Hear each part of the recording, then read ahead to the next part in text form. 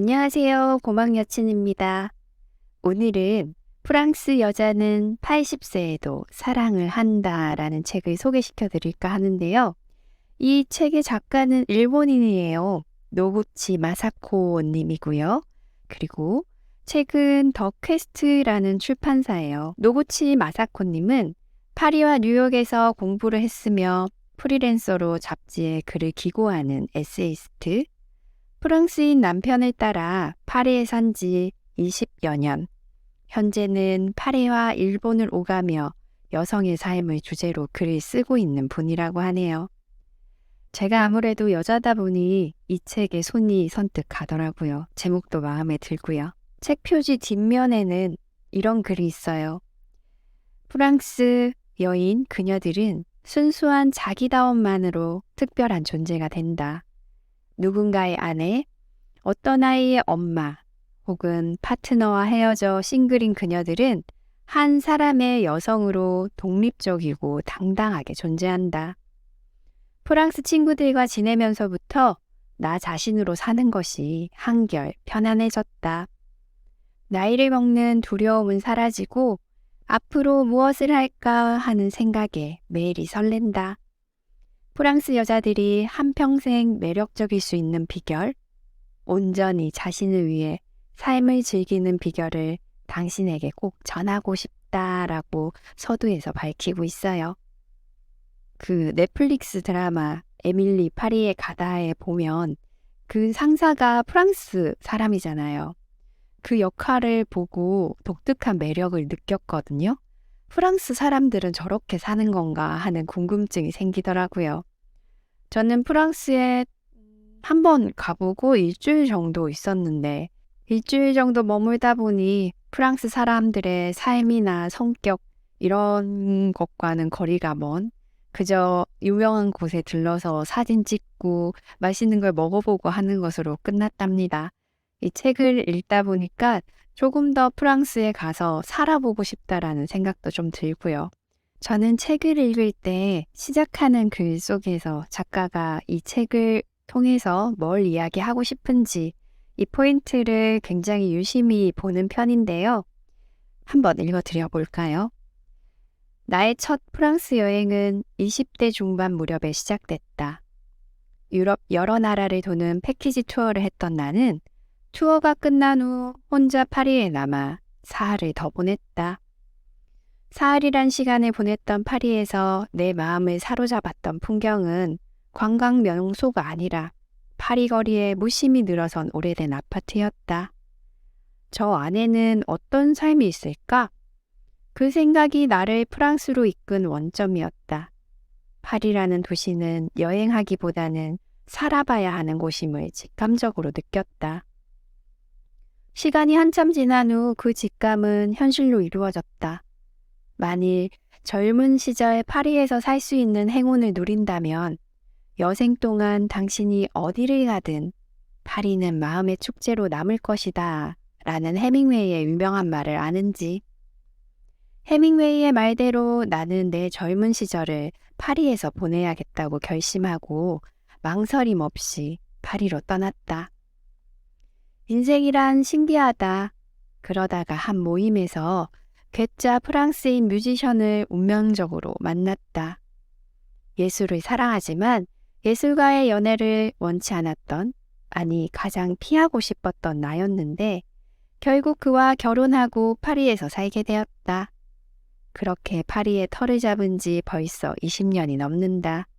예전에 공방으로 썼던 100년 남짓된 건물을 주거용으로 개조한 남편의 아뜰리에에 살림을 차리자 역시 남편만큼이나 별종인 사람들이 모이기 시작했다.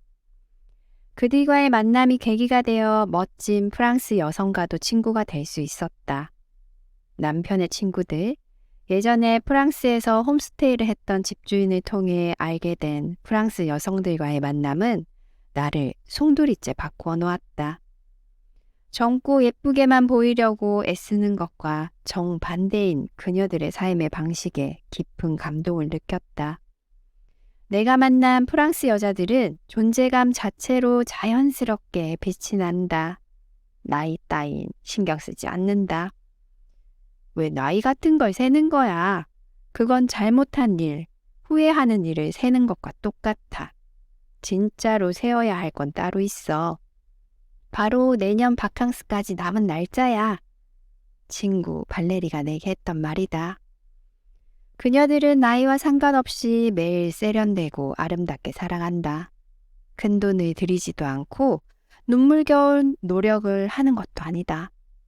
옷이나 액세서리도 정말 마음에 드는 것으로 골라서 수십 년을 쓴다. 브랜드나 유행에 연연하지 않는 것은 물론이다. 신상품을 정가로 구입하기보다는 벼룩시장을 활용하거나 아예 직접 만드는 걸 선호한다. 돈을 들일 곳과 돈을 들이지 않을 곳을 구분하고 보이지 않는 곳에 힘을 준다. 왜일까? 왜 프랑스 여자들은 다를까? 그녀들과 함께 지내다 보니 문득 이런 생각이 들었다. 프랑스 여자들이 남다른 건 자신을 있는 그대로 받아들이기 때문이라고 말이다. 그녀들은 다른 누군가처럼 되고 싶은 게 아니라 그저 나답게 살고 싶어 한다. 매 순간 최고의 나로서 살고자 한다. 이를 위한 노력을 아끼지 않지만 그렇다고 억지로 이 악물고 애쓰지 않는다. 그저 편안하게 즐긴다. 나이가 점점 들고 겉모습이 아름답지 않고 스스로 뭔가 부족한 느낌이 드는가? 두려워하지 마라. 아름다워지는 데 있어 데드라인은 없다. 사랑하는 것도 떠나는 것도 자신이 좋아하는 일을 하는 것도 마찬가지다. 일장에서는 나이가 들수록 매력적인 그녀들, 여자의 아름다움은 평생 간다. 나이보다 먼저 세워야 할 것, 언제나 내가 최우선, 어른만이 느끼는 즐거움, 의자부터 찾는 습관을 버린다. 내가 돋보이는 매력 포인트, 고맙다는 말의 힘, 애티튜드가 전부다 라는 제목을 가진 글들로 채워져 있고요. 이 장에서는 아름다운 사람은 고독을 즐긴다 라는 이름으로 품격 있는 고독이란 혼자 하는 식사도 우아하게, 매혹적인 개인주의자 캐롤린의 독서 여행, 음식은 나눠 먹지 않는다, 텔레비전과 잘 헤어지기, 함부로 흙 묻힌 말을 들이지 말라, 아무에게나 내 행복을 알리지 않는다, 비 오는 날에는 혼자 미술관에 간다, 광배, 가만히 두는 연습, 무난해지지 마라 라는 글들로 채워져 있습니다. 3장은 사랑은 마음대로 되지 않는 것, 4장은 그녀들은 어떻게 가꾸는가, 5장은 우아하고 독립적인 라이프 스타일을 알려주고요. 제가 마음에 드는 구절 몇 구절을 소개하겠습니다. 예전에 살았던 아파트 이웃이었던 마담 콘시니는 90세인데 신기하게 내 눈에는 그녀가 한 번도 할머니로 보인 적이 없다. 그저 항상 여유롭고 매력적인 여성으로 보였다. 마담 콘시니는 만날 때마다 항상 머리끝부터 발끝까지 정갈하게 꾸민 모습이었다. 매일 아침 예쁜 란제를 고르는 것을 시작으로 옷과 구두를 고르고 머리 손질을 한 후 마지막으로 거울 앞에서 립스틱을 바른다. 정성스러운 그 의식은 오전 8시 전에 일찌감치 끝난다. 아무래도 갈 곳이 없어도 누군가와 만날 약속이 없어도 그 의식에는 변함이 없다. 그녀는 대부분의 시간을 집에서 보낸다. 그럼에도 매일 정갈한 단장을 잊지 않는 긴장감이 그녀를 할머니가 아니라 여성으로 존재하게 한다. 90세에 매일 아침 란제리부터 고른다고? 라며 처음에는 설마했다. 거의 집에서 시간을 보낸다는데 굳이 그렇게 할까 싶었던 것이다. 이런 어처구니 없는 편견은 맨발을 보일 일 없는 한겨울에도 상큼한 핑크색으로 페디큐어를 받은 마담의 고운 발을 보고 바로 깨지고 말았다. 그리고 고개를 끄덕이게 되었다. 저는 이 부분이 참 마음에 들었어요. 저 여성분이라면 아시겠지만 이렇게 매일매일 샤워를 하다 보면 그 속옷을 위아래를 맞춰서 입기가 쉽지 않잖아요. 아유, 저는 그래요. 그래서 이렇게 약간 뭐 위는 화이트, 아래는 블랙이라든지 서로 엇갈릴 때가 많고 그러다 보니 저는 아예 이 란제리 자체를 맞출 생각을 잘 안 했거든요. 그게 뭐 중요한 건 아니지만 그래도 뭔가 어느 날 우연찮게 아래 위 색이 맞춰진다든지 세트가 되었을 때 그 묘한 당당함은 있긴 해요. 저는 주로 운동을 가서 샤워를 하고 그 공용인 공간에서 드라이를 하다 보니까 그 속옷 차림으로 여러 사람들과 있을 경우가 있어요. 그럴 때 아주 묘하게 세트가 맞춰진 그런 날은 뿌듯함이 있긴 하죠.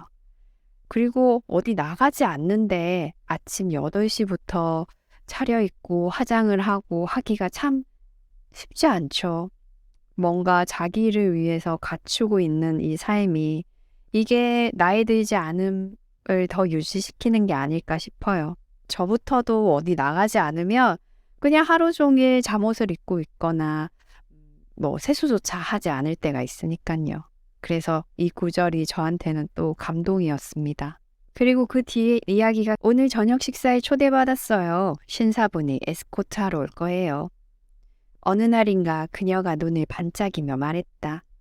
종아리까지 오는 길이의 검정 레이스 드레스 차림에 화려한 보석이 어우러진 마담 콘시니는 우아한 기부인의 모습 그 자체였다. 늘 예쁘게 하고 계셔서 보기 좋아요. 그 비결이 궁금해요. 라고 물은 적이 있다. 그러자 그녀는 어머, 당연하잖아요. 인생이란 말이죠. 언제 무슨 일이 생길지 모르잖아요. 라고 말했다. 나이가 들수록 편안함에 비중을 두는 사람들이 많다. 편안한 것도 좋지만 조금 불편하다 싶어도 긴장감 있게 자신을 꾸미는 것도 나는 좋아 보인다. 조금 불편해도 하의를 신고 조금 불편해도 보기에 예쁜 옷을 입는 것. 그럼으로써 더 설레고 두근거리는 기분을 느낄 수 있다면 이 또한 좋지 않을까? 그녀가 편안함과 밀당을 하는 모습이 멋있다. 당당하게 자신의 존재감을 드러내는 말과 행동에서 큰 힘마저 느껴진다. 그리고 이 글의 끝은 이렇게 쓰여 있어요. 살다 보면 무슨 일이 생길지 모르잖아요. 마당 콘시니에게 자주 들었던 말이다. 맞는 말인 건 알지만 이렇게까지 삶의 불확실성을 즐길 수 있을까? 어쩌면 프랑스 사람들 모두가 지금 연극 공연을 하고 있는 게 아닌가 하는 어이없는 상상까지 하게 된다. 세상은 무대, 사람들은 모두 배우다. 셰익스피어의 말처럼 프랑스 사람들도 파리의 카페라는 무대에서 각자의 역할을 연기하고 있는 듯하다. 마당 콘신이나 카리나처럼 자신만의 멋과 개성을 갖춘 사람이라면 멋진 여주인공으로 충분하다.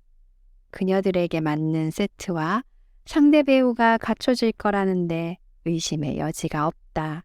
라는 글로 마무리를 짓고 있어요. 이 말 참 멋진 것 같죠? 세상은 무대고 사람들은 모두 배우다. 저는 어느 순간부터 나다움, 내가 무엇을 좋아하고 무엇을 싫어하는지, 무엇을 잘하고 무엇을 못하는지, 나는 어떻게 살고 싶은지를 한동안 생각하지 않았던 삶들이 있었어요. 그런데 그런 것들을 생각하고 그렇게 살아야겠다라고 시작하면서 더불어 이 고막 여친을 시작하기도 했고요. 제가 대학 시절에 방송하는 걸 너무 좋아했거든요. 그런데 직장 생활을 시작하고 그냥 사회인으로 살다 보니까 저라는 사람에 대한 생각보다 일을 어떻게 하면 잘할까? 상대는 어떻게 생각할까? 뭐 이런 거 저런 거 생각하다 보니까 어느 순간 나는 뭐지라는 생각이 들더라고요. 그래서 제가 좋아하는 걸 다시 시작해야겠다 했던 게 이 고막 여친이고 이제 그걸 시작한 지 3달 20대가 되어가고 있어요. 그리고 여러분을 만났답니다. 이 책에서 너무 좋았던 것은 제가 제 생활을 하는데 다른 사람들이나 저희 가족이 보면 저렇게 유별나게 살지 라는 말들을 많이 듣게 되잖아요.